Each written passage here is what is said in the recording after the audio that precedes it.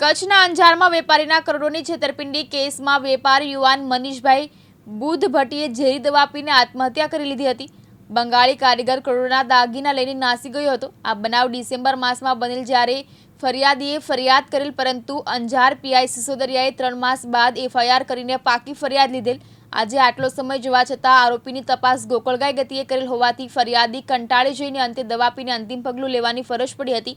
Anjar PI Sisodia પર મૃતક પરિવાર દ્વારા તપાસ ન કરવા બદલ આક્ષેપો કરાઈ રહ્યા છે। સોની વેપારી આલમમાં શોકનું મોજું ફરી વળ્યું છે। અંજાર સોની સમાજ દ્વારા પૂર્વ કચ્છ એસપીને આવેદનપત્ર અપાયું।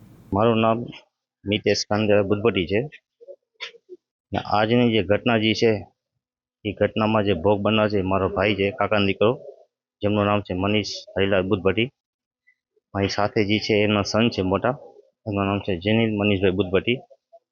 એમના પરિવારમાં એમના મિસિસ છે દક્ષાબેન મનીષભાઈ બુધભટ્ટી, જેમનું આજનું દુઃખદ જે ઘટના ઘટી છે એનામાં મારું એક જ રિક્વેસ્ટ કરવામાં આવે છે, ટોટલ સ્ટાફ, જે કોઈ પણ હોદ્દેદારો હોય એ, અમારી ફરિયાદ થઈ હોય એ ફરિયાદને અનુલક્ષીને અમારો ભાર એક જ છે કે આ જે ઘટના ઘટીને એનું હવે બીજું કોઈ પણ રિઝલ્ટ ખરાબ ન આવે એના માટે કરીને બનતું જેટલું ફાસ્ટ પ્રોસેસ થાય એવી રિક્વેસ્ટ છે, નમ્ર નિવેદન છે કે આ અમારા માટે આખો પરિવાર વિખાઈ ગયો છે।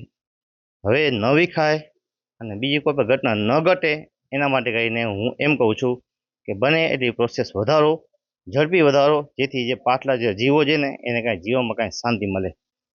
બસ વાંધી વિશેષ કાંઈ નહીં કહી શકું।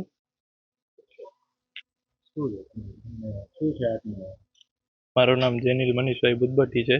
મારા પપ્પાનો આજે જે દુઃખદ ઘટના ઘટી છે એ સાંભળીને આખો હૃદય મારો તૂટી ગયો છે। બહુ ત્રણ મહિનાથી આ પોલીસ સ્ટેશનમાં એફઆઈઆર માટે ધક્કા ખાતા હતા, પછી કોઈ પણ રિઝલ્ટ મળતું નહોતું। 3 મહિના પછી એફઆઈઆર લેવામાં આવી છે, એના પછી પણ પ્રોસેસ એકદમ સ્લો હાલી।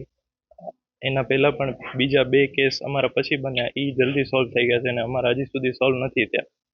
તો એ એક ક્વેશ્ચન ઊભો થાય છે પોલીસ માટે કે બીજાનો થાય છે ને અમારો કેમ નહીં, એ એક મોટો ક્વેશ્ચન છે કે બીજા લોકોનો જે મોટા હોદ્દેદારો છે એ લોકોનો જલ્દી થઈ જાય છે, અમારો શું કામ નથી થતો।